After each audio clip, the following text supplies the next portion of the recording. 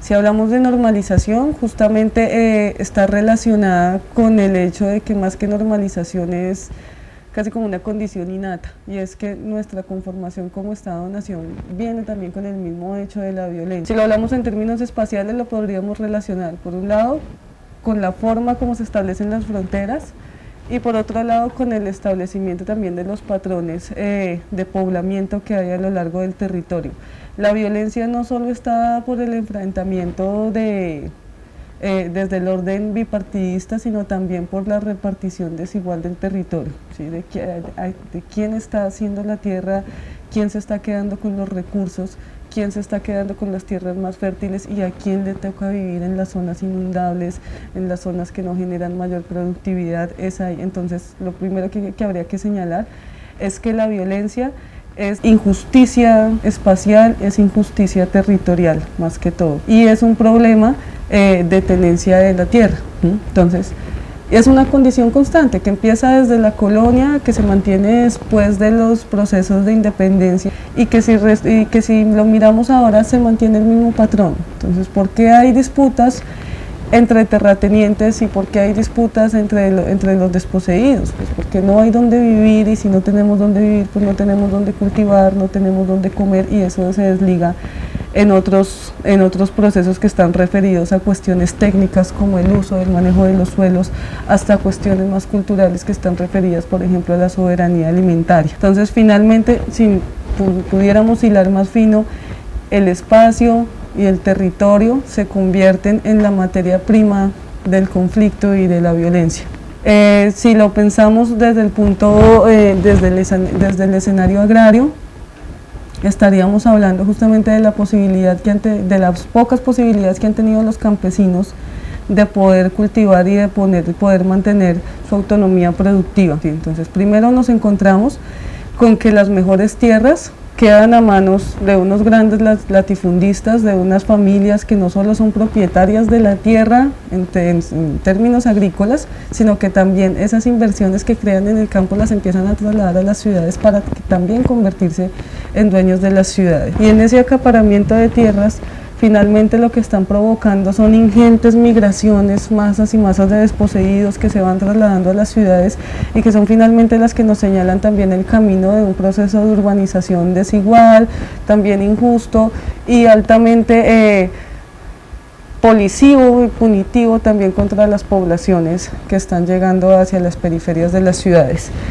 Si volvemos al campo, entonces finalmente ¿a qué se ve abocado el campesino? Pues a someterse a un régimen laboral, ¿sí? Que no le asegura un salario digno para vivir, no le asegura la posibilidad de tener sus propias semillas para cultivar, sino que entonces se las tiene que comprar a las grandes multinacionales y queda doblemente dependiente respecto a lo productivo y también dependiente desde sus esferas más íntimas, ¿sí? Desde sus esferas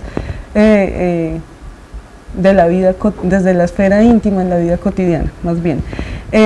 Este campesino, si lo vemos desde el punto de vista generacional, ¿qué le va a pasar? No va a poder vivir en el campo, ¿sí? Las nuevas generaciones se van a tener que trasladar, como lo dije ahorita, pero entonces, ¿qué estamos viendo? ¿Qué está pasando con el territorio agrario? Se está quedando sin gente y el espacio necesita de personas para que exista, para que funcione. Si estamos hablando de un gran territorio con mucho potencial, pero que no está siendo aprovechable salvo para la actividad minera. Si lo pensamos en términos de fronteras, parece que Colombia solo estuviera desarrollado en lo que hemos determinado como región andina. De la cordillera oriental hacia el oriente, ¿sí? Vamos a tener algo así como una frontera natural y cultural en la que no reconocemos esa zona de llanura. Esa zona de llanura para nosotros las personas que vivimos en el centro no existe. De ahí para allá, entonces, ¿cuántas personas habitan? ¿Qué se está haciendo con ese territorio del oriente? Es desconocido, es salvaje, no es habitado y por lo tanto no es significativo para nosotros. Y donde no existe el Estado, llegan otros agentes a ser Estado. Si donde el Estado no territorializa y donde el Estado no habita, hay otros agentes que sí van a querer construir otra visión de nación. Y entonces si miramos mapas o si tuviéramos la oportunidad de hacer esas comparaciones sobre procesos de poblamiento, vamos a ver que donde los procesos de poblamiento fueron más tardíos es donde la violencia hoy en día es más cruda. Entonces, si nos vamos para principios del siglo XX, toda la parte del Patía, el Chocó, el Alto Putumayo, Arauca, llanos orientales, pues no eran las zonas más pobladas. Hoy ha crecido su densidad poblacional, pero conforme crece la densidad poblacional también crece la violencia, y es una violencia que entonces ya no está solo manifestada en esa injusticia socioterritorial, sino también una violencia de carácter armado, de carácter ideológico, que vuelve y parece que nos encierra en un círculo concéntrico sin fin, en el que la única posibilidad que tienen las personas es la desterritorialización, el despojo de sus parcelas para llegar a un sitio donde no van a tener ninguna posibilidad de existencia digna, que es la ciudad. Entonces la ciudad finalmente se convierte